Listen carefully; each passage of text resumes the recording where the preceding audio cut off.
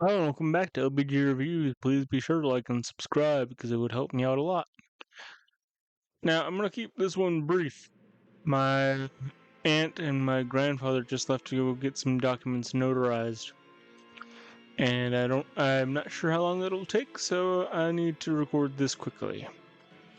Today we'll be talking about Darwin's Paradox, a puzzle platformer where you play as an octopus abducted by aliens who are using their advanced technology and disguising themselves as a food company to try to take over the earth by turning people into zombies or something along those lines. But as an octopus, you only care about getting back to your home in the ocean. So you use the various abilities of octopi, such as grabbing onto objects, sticking to walls, camouflaging, shooting ink, and various things to solve puzzles, solve platforming challenges, and try your best to escape the facility. All along the way, having to make sure that the various security systems and individuals who work in this facility do not see you. It's got its funny moments, it's got its hard moments, especially for me because the game does not have any accessibility settings. Um,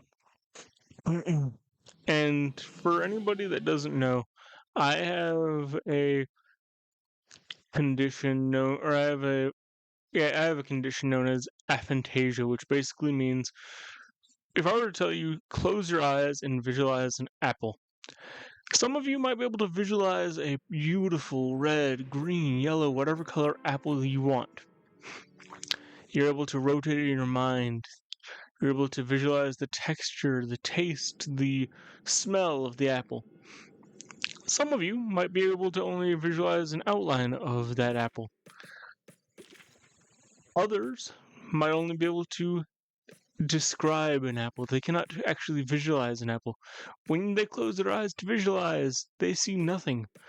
They can quote unquote hear their thoughts to describe an apple, but they cannot visualize an apple. That is the group I fall under. So, in circumstances where games have like say attack areas that like basically, let's say an enemy has an attack that I need to make sure I'm out of their range of. Some people might be able to visualize the range of that attack and be able to work around it fairly easily.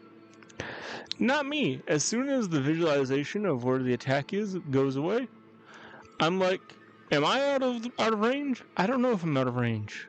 And then I find out because I die. In Darwin's Paradox, I was doing fairly well. I made a decent amount of progress until I reached a point where you're supposed to sneak past these aliens in shark shaped submarines in a field of underwater mushrooms.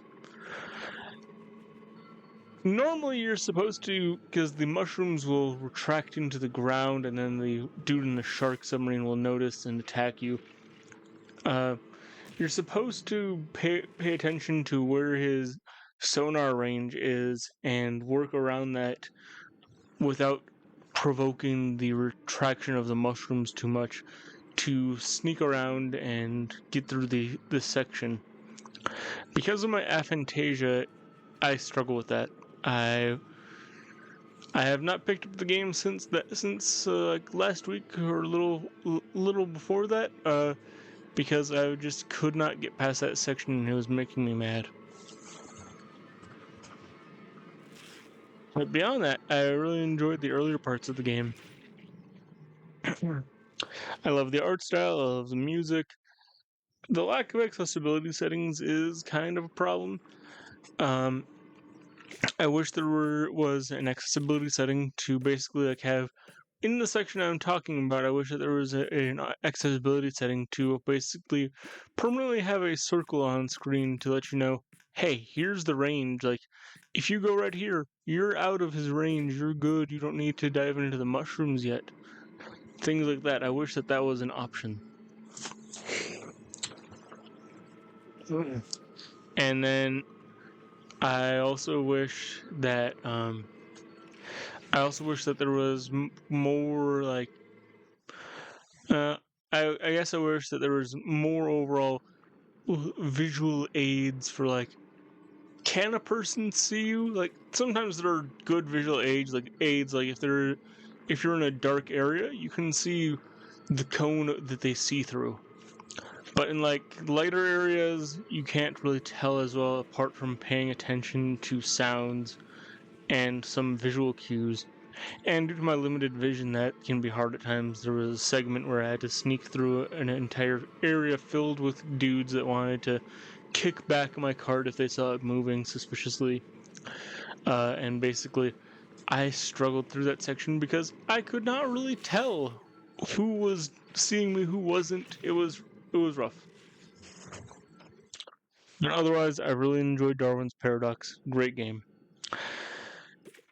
What was it? Oh, next week we'll be talking about Big Hops, a platformer collectathon game where you play as a frog that's been abducted from his home by a crazy god who needs his help with gathering bits of reality that threaten to destroy all of reality. So yeah, see you guys then. Bye.